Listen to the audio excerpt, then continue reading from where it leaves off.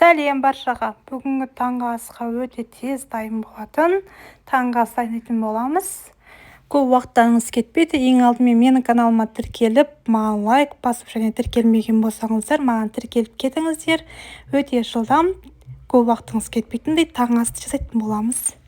Менімен бірге болыңыздар және де видеоны соңына дейін қараңыздар. Ең алдымен бізге 2 сосиска қажет болады, және де 2 жұмыртқа және 100 грамм сүтіміз қажет болады. Және де кішкене ғана жарты помидор, кейін тұз керек болады. Осылай етіп сосискамызды турап алдық. Өздеріңіз қалағанша турасаңыздар да болады. Табамызға 2 жұмыртқамызды салып, оның үстіне тұзымызды салатын боламыз. Мінекей тұзымызды салып, жақсылап араластырып алатын боламыз. Видеода көріп тұрғандарыңыздай етіп жасаңыздар, және де оның үстіне сүтімізді салып, жақсылап араластырып алатын боламыз. Таңғы асқа таптырмайтын өте жеңіл таңғы ас.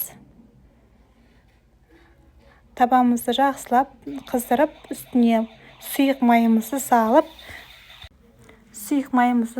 қыздыртып алатын боламыз. Қызған табамызға дайын болған жұмыртқаларымызды салатын боламыз. Мінекей көріп тұрғандарыңыздай асты өте қатты орта алауда болу керек, өте қатты да болмау керек, өте ақырын да болмау керек. Мінекей үстіне помидорымызды салып, осылай етіп жақсылап өзі астымен пісетін болады. Өздеріңіздің қалауларыңызша көкөністер жасаңыздар да болады. Өздеріңіз ұнаса жасаңыздар болады. Мінекей біздің жақындап бізге дайын болып жатыр. Оның үстіне мен сосисканы осылай теріп салдым, әдемі көріну үшін. Сіздер де бірге сүтпен араластырып жасаңыздар да болады, жұмыртқамен араластырып жасаңыздар да болады, осылай теріп жасаңыздар да болады. Өздеріңіздің қалауларыңызды салуға да болады.